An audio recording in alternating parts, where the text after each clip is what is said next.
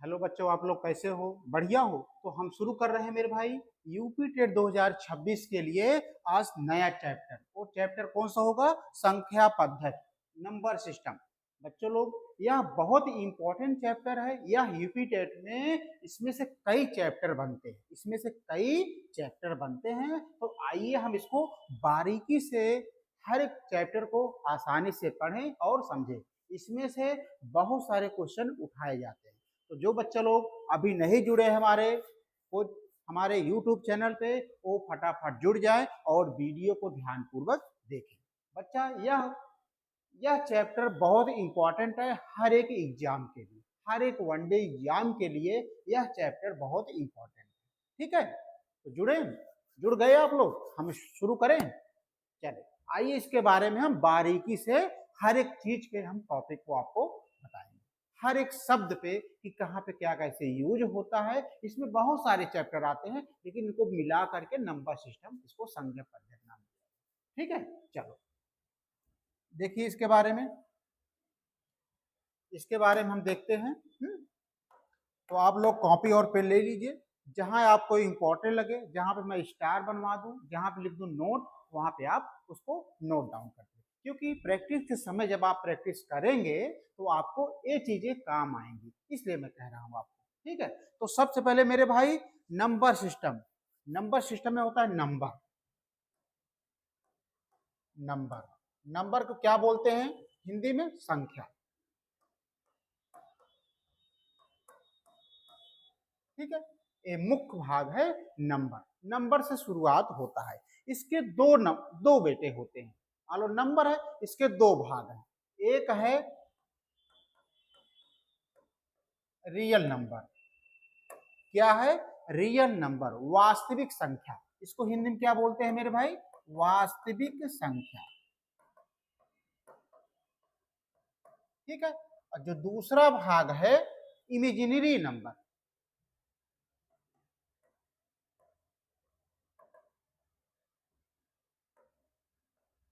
Imaginary number, number है पहला। Number के दो भाग हैं। पहला होता है रियल नंबर, इसको हिंदी में बोलते हैं वास्तविक संख्या। दूसरा है इमेजिनरी नंबर, इसको बोलते हैं काल्पनिक संख्या। काल्पनिक संख्या बहुत इंपॉर्टेंट, हर एक चीज मैं आपको शुरू से बता रहा हूं बच्चों। यह बहुत इंपॉर्टेंट है, कोई समझाता उमझाता नहीं है। तो आप इसको शुरू से समझो, ये हर एक जगह काम आता है। ठीक है, रियल नंबर हो गया, इमेजिनरी नंबर हो गया। ठीक है, अब इसके बाद इसका कोई भाग नहीं होता है। इसके भी अब कई भाग होते हैं। ठीक है, इसके होते हैं दो भाग। एक होता है रेशनल नंबर। क्या होता है मेरे भाई? Rational number. रेशनल नंबर इसको बोलते हैं हम परमेय संख्या। नोट करते चले जाओ, नोट करते रहो आप लोग। परमेय संख्या। ठीक है, और दूसरा जो भाग होता है इसका होता है इरेशनल नंबर, अपरिमेय संख्या।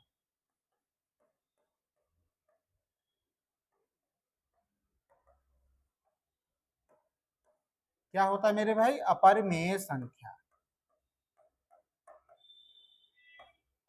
ठीक है, इसका कोई भाग नहीं होता है। इसके फिर दो भाग होते हैं, एक होता है रेशनल नंबर, दूसरा होता है मेरे भाई इरेशनल नंबर, अपरिमेय संख्या। अब इसका भी कोई भाग नहीं होता है। अब इसके भी तीन भाग होते हैं। पहला होता है नेचुरल नंबर।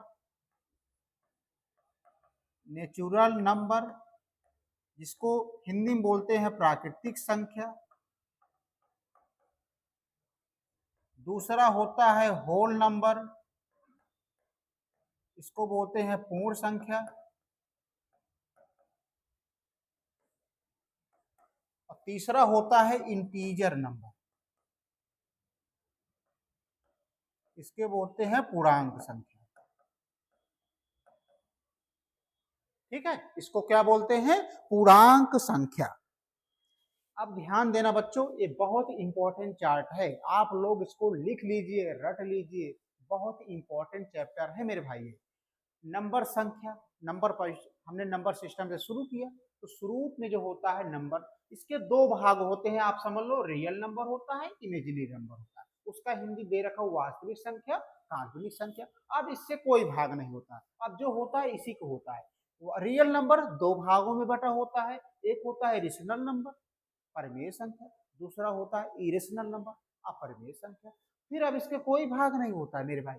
फिर परिमेय संख्या तीन भागों में बटा होता है, नेचुरल नंबर, उसको बोलते हैं प्राकृतिक संख्या, दूसरा होता है होल नंबर, पूर्ण संख्या, और जो तीसरा होता है इंटीजर नंबर, पूर्णांक संख्या।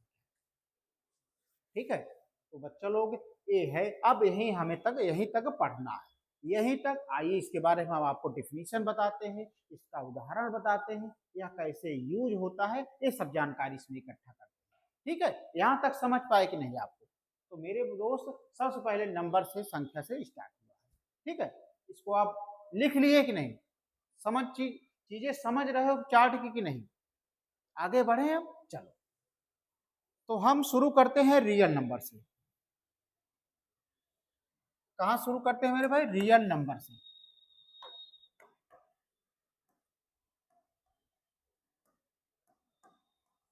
रियल नंबर सबसे पहले क्या है? Rational number. रियल नंबर से शुरू किया, रियल नंबर और इरेशनल नंबर। रियल नंबर का मतलब क्या होता है? वास्तविक संख्या। वास्तविक संख्या, इसमें पहला जो है वो क्या है? पहला इसमें जो है रेशनल नंबर।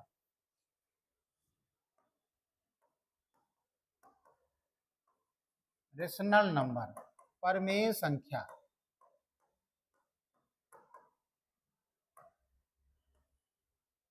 ठीक है, रेशनल नंबर, परिमेय संख्या। अब इसका हम डिफिनीशन जानते हैं। ऐसी संख्या जिन्हें हम P बटे Q, ऐसी संख्या जिन्हें हम P बटे Q की अवस्था में दर्शाए, उन्हें हम रेशनल नंबर कहते हैं। इसका क्या परिभाषा होगा मेरे दोस्त? ऐसी संख्या जो P बटे Q के रूप में दर्शाई जाती है,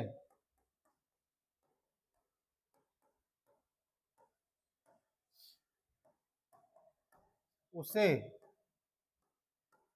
परिमेय संख्या कहते हैं।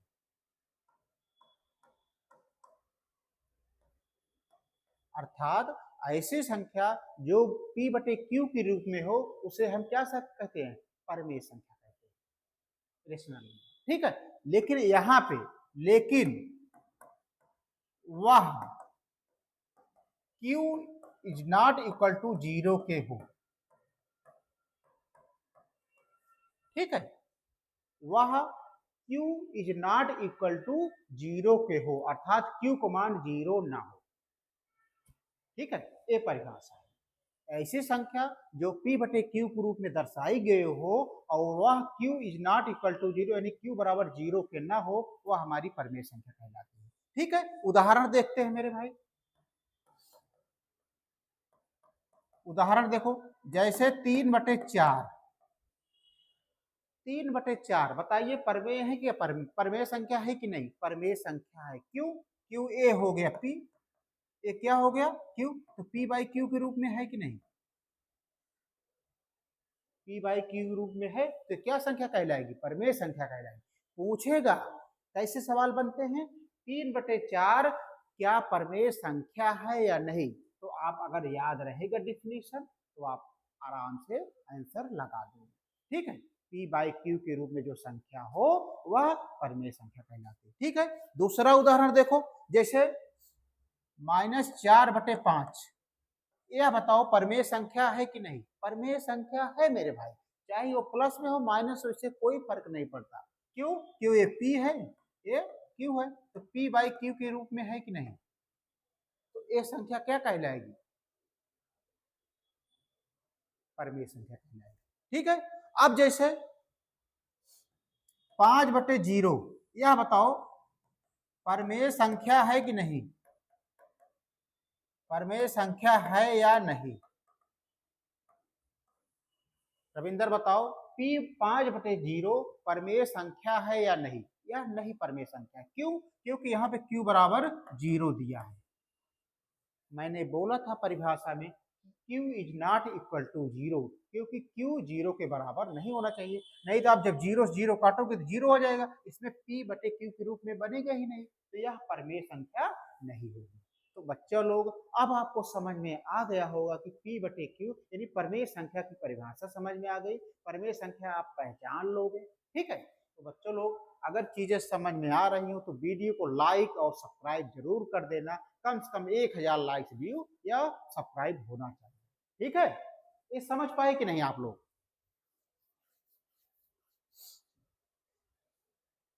तीन बताओ, एक उदाहरण और देख लेते हैं। तीन क्या है बताओ? परमेय संख्या है कि नहीं? यह परमेय संख्या है मेरे दोस्त, क्योंकि एक हमेशा लिखा नहीं जाता है। तो ऊपर वाला क्या हो गया? p हो गया, नीचे वाला क्या हो गया? q। तो p बटे q के रूप में है कि नहीं? अर्थात दो क्या है? परमेय संख्या है कि नहीं? परमेय संख्या है, क्योंकि इसके नीचे हम एक लिख करके इसको p बटे q के रूप में दर्शा सकते हैं। ठीक है, इस तरह से हम परमेय संख्या की परिभाषा जाने, उसका उदाहरण जाने। अब सवाल अगर इस पे आ जाएगा तो आप लोग कर लोगे। ठीक है, आगे बढ़े। चल, अब जो दूसरा आता है मेरे भाई,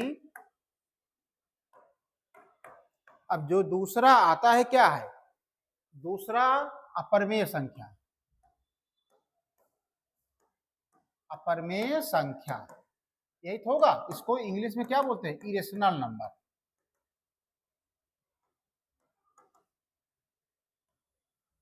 अब इसका परिभाषा जाने, इसका उदाहरण जाने कि कैसे क्या होता है। ठीक है, चलो। जिन संख्याओं को हम p बटे q के रूप में नहीं लिख सकते या नहीं दर्शाया जाता है, उन्हें हम अपरमेय संख्या कहते हैं। परिभाषा क्या है? जिन संख्याओं को हम p बटे q के रूप में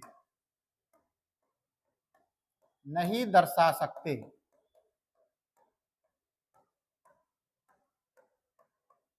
उन्हें अपरमेय संख्या कहते हैं।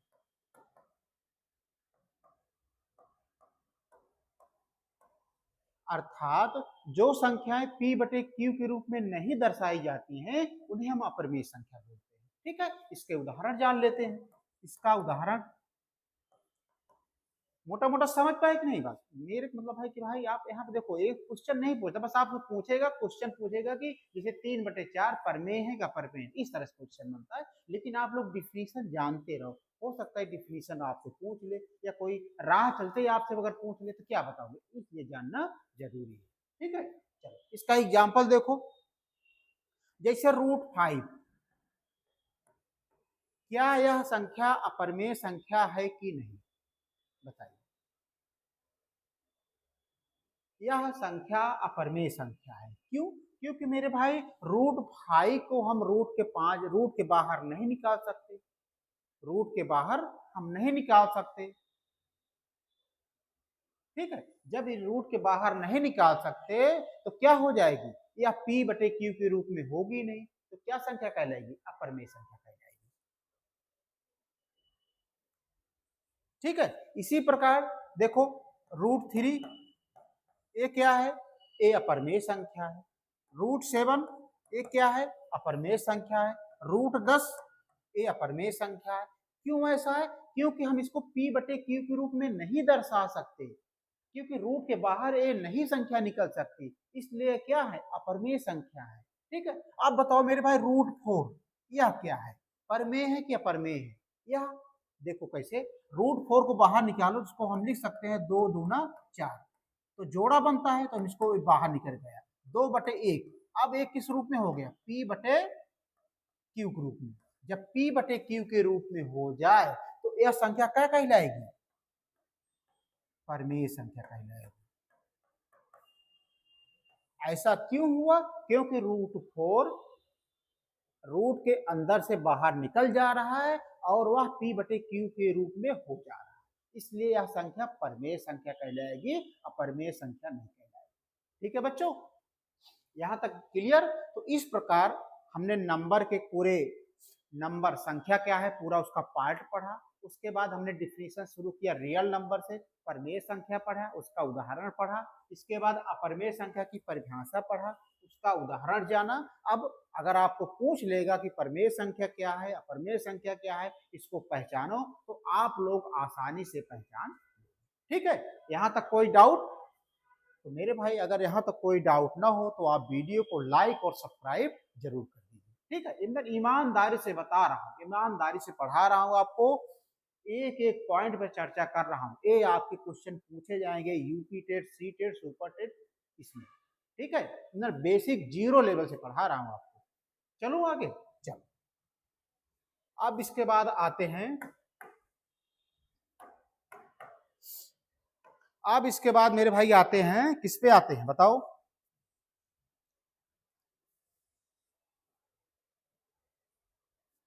पाई। एक चीज नोट करो आप, बहुत इंपॉर्टेंट है, ट्रिपल स्टार आप लगा लो। ट्रिपल स्टार ये क्या है बताओ? ये क्या है? इसको हिंदी में बोलते हैं पाई। ठीक है, इसका मान होता है न्यूमेरिकल में, इसका मान होता है 22/7। ठीक है, पाई एक शब्द है, यह अक्सर पूछा जाता है कि यह परमेय है कि अपरमेय है। यह अक्सर पूछा जाता है कि यह परमेय है कि अपरमेय है। तो बच्चा लोग आप हमेशा जान लो, जब इस तरह से पाई अगर दिया रहे तो यह संख्या क्या कहलाएगी? अपरमेय संख्या कहलाएगी।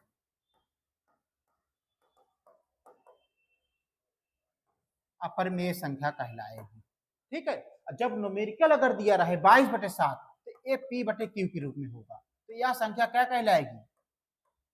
परमेय संख्या कहलाएगी। मैं बहुत इंपॉर्टेंट फैक्ट आपको बता रहा हूं, यह क्वेश्चन बार बार पूछा जाता है, इसलिए बच्चा लोग आप अपने दिमाग में बैठा लो। यदि इस रूप में अगर पूछा रहे तो यह संख्या अपरमेय संख्या कहलाएगी। अगर ये न्यूमेरिकल वैल्यू में दिया रहे 22/7 के रूप में दिया रहे तो यह परमेय संख्या कहलाएगी। ये हमेशा याद कर लेना, कोई बताता बताता नहीं है। ठीक है, यहां तक क्लियर चीजें। चल हम इसके बाद अब आगे बढ़ते हैं। अब आते हैं किस पे? Natural number. परमेय संख्या हो गई, अपरमेय संख्या हो गई। अब परमेय संख्या के तीन भाग होते हैं। पहला क्या होता है? Natural number. Natural number, natural number को क्या बोलते हैं हम? प्राकृतिक संख्या। प्राकृतिक संख्या। ठीक है, प्राकृतिक संख्या, इसके बारे में हम डिफिनीशन जानेंगे, एक चीज क्या है। अब देखो नेचुरल नंबर क्या है? जो संख्या गिनने की क्रिया करती है, जो संख्या गिनने की क्रिया करती है उसे हम नेचुरल नंबर कहते हैं। ठीक है, परिभाषा इसको जानो, लिखा देते हैं। जो संख्या गिनने की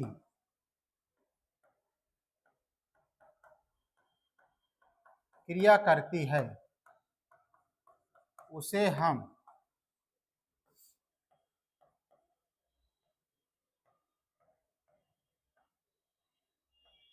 नेचुरल नंबर कहते हैं। उसे हम नेचुरल नंबर कहते हैं। ठीक है, जिसकी शुरुआत एक से होती है, जो हमेशा एक से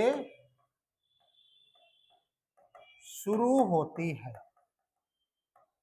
बच्चा लोग याद रखो, नेचुरल नंबर मतलब प्राकृतिक संख्या, जो संख्या गिनने से शुरू होती है उसे हम नेचुरल नंबर कहते हैं, या हमेशा एक से शुरू होती है। उदाहरण देखिए, 1 2 3 4 डॉट डॉट इन्फिनिटी। तो एक कहां से शुरू हुई है नेचुरल नंबर? एक से। 1 2 3 4 डॉट डॉट अनंत तक। ठीक है, तो कोई परिभाषा में आपको दिक्कत नहीं हो।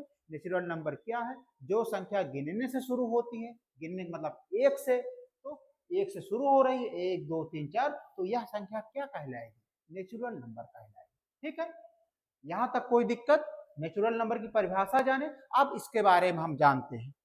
ठीक है, यहां तक कोई दिक्कत नहीं। और एक चीज याद रखो, यह हमेशा धनात्मक होती है, नोट में लिख लो कहीं, नेचुरल नंबर हमेशा धनात्मक में होती है। यह हमेशा धनात्मक में होती है। ठीक है, तो इसके मैंने पहली बात तो यह हमेशा एक से शुरू होती है। ठीक है, यह संख्या जो होती है हमेशा धनात्मक रूप में। यहां तक कोई दिक्कत, आगे बढ़े हम, चलो। अब इसके बाद दूसरा नंबर आता है क्या, नेचुरल नंबर हो गया, दूसरा नंबर आता है होल नंबर। होल नंबर इसको क्या बोलते हैं मेरे भाई, पूर्ण संख्या।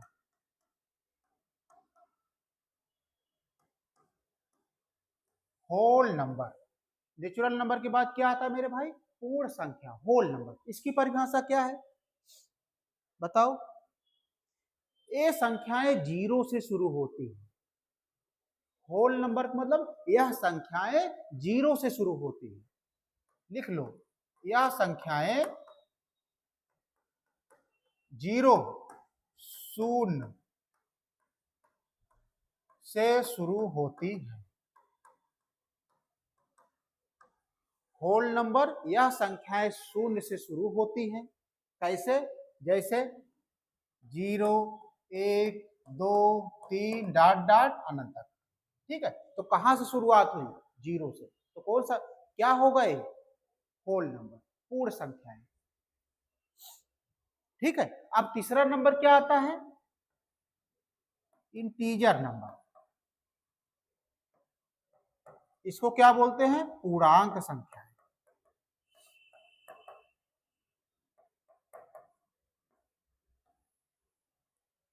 होल नंबर किसे बोलते हैं, जो संख्याएं जीरो से शुरू हो, 0, 1, 2, 3 डॉट डॉट अनंत तक। ठीक है, तीसरा नंबर इंटीजर नंबर, पूर्णांक संख्याएं। अब इसकी परिभाषा क्या है, पूर्णांक संख्याएं में क्या होता है, इसमें नेचुरल नंबर, पूर्ण संख्या, ऋणात्मक, ये सब का मिक्स होता है। इसमें इसका परिभाषा लिख लो, इसमें पूर्ण संख्या, धनात्मक संख्या और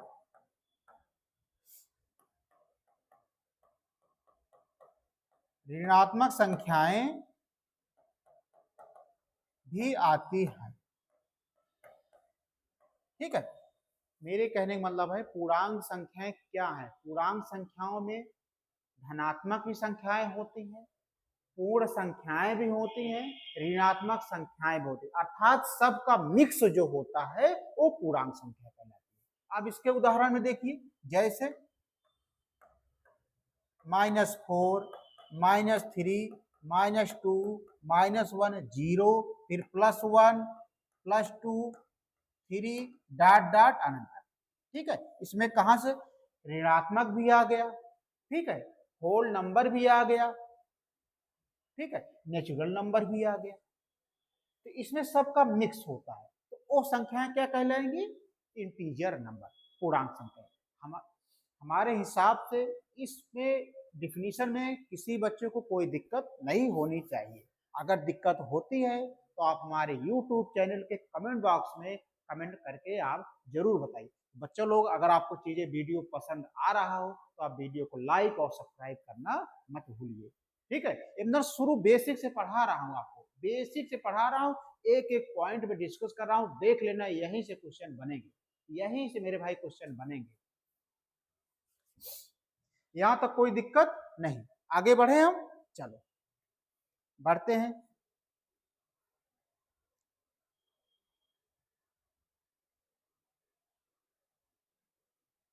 अब चलो क्वेश्चन बनाते हैं। अब क्या बनाते हैं मेरे भाई, क्वेश्चन बनाते हैं।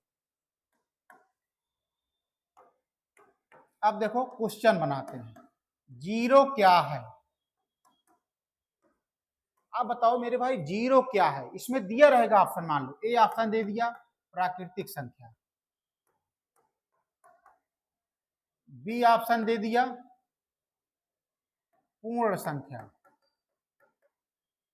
सी ऑप्शन दे दिया पूर्णांक संख्या। बताओ क्या है। तो बच्चा लोग जीरो क्या है, जीरो प्राकृतिक संख्या नहीं हो सकती, क्योंकि प्राकृतिक संख्या कहां शुरू होता है, एक दो डॉट डॉट शुरू होता है, और पूर्ण संख्या होल नंबर कहां शुरू होता है, जीरो से। अर्थात यह हो सकता है, पूर्ण संख्या हो सकता है जीरो, और पूर्णांक भी हो सकता है, क्योंकि इसमें सबका मिक्स रहता है, -1 जीरो +1। ठीक है, तो मेरे कहने का मतलब है जीरो पूर्ण संख्या भी है, पूर्णांक संख्या भी है, लेकिन प्राकृतिक संख्या नहीं है। ठीक है, क्वेश्चन नंबर 2 इसी तरह क्वेश्चन पूछे जाते हैं, इसी तरह क्वेश्चन पूछे जाते हैं। अब देखो -15 ये क्या है, बताओ, प्राकृतिक संख्या है कि पूर्ण संख्या है कि पूर्णांक संख्या है, बताओ आप लोग। बच्चा लोग -15 किसमें आता है बताओ, पूर्णांक संख्या, क्योंकि इसमें माइनस भी आता है, जीरो भी आता है, प्लस भी आता है। ठीक है, तो यह क्या संख्या होगी, पूर्णांक संख्या होगी। अब आप लोग पहचान लोगे कि नहीं कि जीरो क्या है, 1 क्या है, -10 क्या है, पूर्णांक संख्या, प्राकृतिक संख्या, पूर्ण संख्या, आप पहचान लोगे कि नहीं। मैंने सबका उदाहरण बता दिया हूं, सबका एग्जाम्पल बता दिया हूं, सबकी डिफिनीशन बता दिया। ठीक है, आगे बढ़े, अब आगे बढ़ सकते हैं।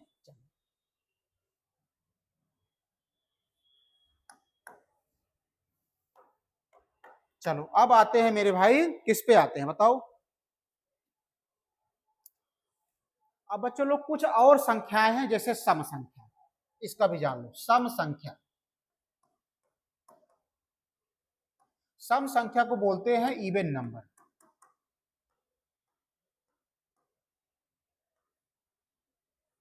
इवन नंबर सम संख्या। अब इसका डिफिनीशन जानो, सम संख्या की डिफिनीशन क्या है, जो संख्याएं दो से विभाजित हो जाए, जो संख्याएं दो से विभाजित हो जाएं, वह क्या कहलाती है, वह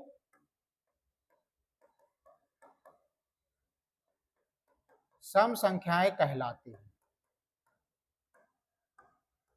ठीक है, सम संख्याएं क्या है, वह संख्या जो दो से विभाजित हो जाए वह सम संख्या कहलाती है। उदाहरण देखो, जैसे 16 क्या है, सम संख्या है कि नहीं, कैसे पहचानोगे, देखो 16, 16 का आप 2 से भाग दो, 2 8 16, यह पूरी तरह विभाज्य हो रहा है, शेष क्या आ जा रहा है, जीरो। जब शेष जीरो आ जाए तो आप समझ लेना कि यह संख्या 2 से कट जा रही है, तो यह क्या होगी, सम संख्या होगी। इसी प्रकार 18 सम है नहीं, सम होगा कैसे, 2 से काटो, 2 9 18, शेष क्या आ जा रहा है, जीरो आ जा रहा है, तो यह क्या कहलाएगी, 18 सम संख्या कहलाएगी। ठीक है, चलो अब बच्चों लोग जैसे और देख लो, और एक उदाहरण देख लो, जैसे 322 इतने में आ जाए, तो आप लोग लगोगे काटने, 3 से भाग, 2 से भाग देने, ऐसा कुछ नहीं, कितनी बड़ी से बड़ी संख्या आ जाए, आप लास्ट वाला पॉइंट उठाओ, आप लास्ट वाला यानी अंतिम वाला डिजिट उठाओ, आप उसको 2 से भाग दो, लास्ट वाला डिजिट क्या है, 2 है, आप 2 से इसको भाग दो, 2 एक नम 2, कट गया, शेष क्या आ जा रहा है हमारा, जीरो। तो हम कह सकते हैं यह क्या, यह सम संख्या होगी। ठीक है, यह सम संख्या होगी। जैसे 8 5 6 6 8 9 और 8, अब इसमें आपको कह दे कि यह संख्या सम है कि विषम है, देखो कैसे करोगे, कुछ नहीं करना है, लास्ट वाला संख्या उठाओ 8, अब इसको 2 से काटो, 2 चौक 8, जीरो, शेष फल क्या आ गया, शून्य आ गया, तो यह संख्या क्या कहलाएगी? सम संख्या कहलाएगी। ठीक है, इसके लास्ट में ये भी लिख सकते हो कि जिस संख्या के अंत में 0, 2, 4, 6, 8 आ जाए वह संख्याएं सम संख्या कहलाती। बहुत तरह से आप कह सकते हो, बहुत तरह से आप डिनोट कर सकते हो। जिस संख्या के अंत में 0, 2, 4, 6, 8 आ जाए वह संख्या क्या कहलाएंगी? सम संख्या कहलाएगी। ठीक है, कोई दिक्कत नहीं होनी चाहिए।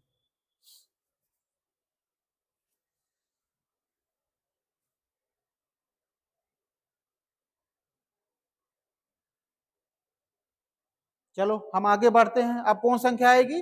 विषम संख्या। आगे बढ़े अब। विषम संख्या,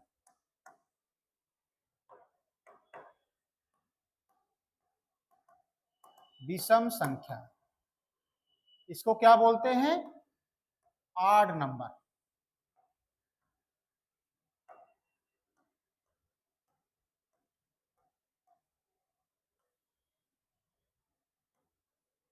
मेरे भाई यहाँ पे विषम संख्या है, इसको इंग्लिश में क्या बोलते हैं? Odd number. वह संख्याएं जो 2 से विभाजित ना हो। इसको क्या डिफिनीशन दे सकते हो? वह संख्याएं जो 2 से विभाजित ना हो उन्हें हम विषम संख्या कहते हैं। क्या कहते हैं? विषम संख्या कहते हैं। जैसे 9, उदाहरण देखो मेरे भाई, 9 9 2 से विभाज्य हो जाएगा, 2 चौक 8, शेष फल आ जा रहा है 1। 9 पूरी तरह से 2 से विभाज्य नहीं हो रहा है क्योंकि इसमें शेषफल बच रहा है, तो यह संख्या क्या कहलाएगी? विषम संख्या कहलाएगी, ऑड नंबर कहलाएगी। जैसे 17, यह 2 से काटो, 2 8 16, 7 में 6 गए 1, इसमें शेष 1 आ गया, तो यह संख्या हमारी क्या कहलाएगी? विषम संख्या कहलाएगी। आसान है चीजें कि नहीं? जो दो संख्या जो संख्या 2 से विभाज्य ना हो या ना कटे वह विषम संख्या कहलाती है। उदाहरण मैंने आपको ये बता दिया। ठीक है,